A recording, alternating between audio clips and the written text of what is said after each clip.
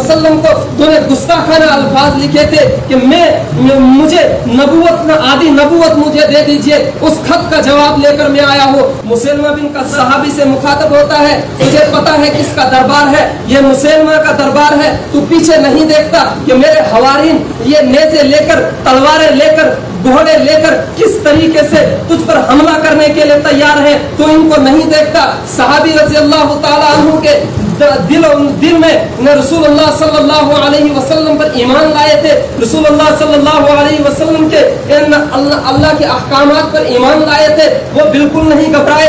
उन्होंने कहा कि क्या रसूलुल्लाह सल्लल्लाहु अलैहि वसल्लम का गुलाम हो, मैं तुमसे डरने वाला नहीं हूँ, मैं तेरी तलवारों से, तेरे नेज़ों से, तेरे घोड़ों से डरने वाला नहीं हूँ, मैं रसूलुल्लाह सल्लल्लाहु अलैहि वसल्लम का गुलाम हूँ, और जिस तरीके से मुझे हुक्म दिया गया है उसी तरीके से तुम तक पहुंचता हूँ और तुझसे वैसे ही बातें करता हूँ जिस तरीके से मुझे कहा गया है। मैं रसूलुल्लाह सल्लल्लाहु अलैहि वसल्लम का गुलाम हूँ। तेरे नेज़ों से, तेरी तलवारों से, तेरे घोड़ों से, तेरे रोब और दबदबे से, तेरी इन महंगी कालीनों से, तेरे इस बड़े दरबार से मैं डरने वाला नहीं हूँ। तो मुसलमा बिन आगे बढ़े, कहा तुझे पता है तू किससे बात कर रहा है? तेरी इन बातों का अंजाम क्या होगा? कहा बातों का अंजाम तो ये हो सकता है मेरी जान चली जाएगी, लेकिन मैं रसूलुल्लाह सल्लल्लाहु अलैहि वसल्लम के उस हुक्म की मुखालफत नहीं कर सकता हूँ।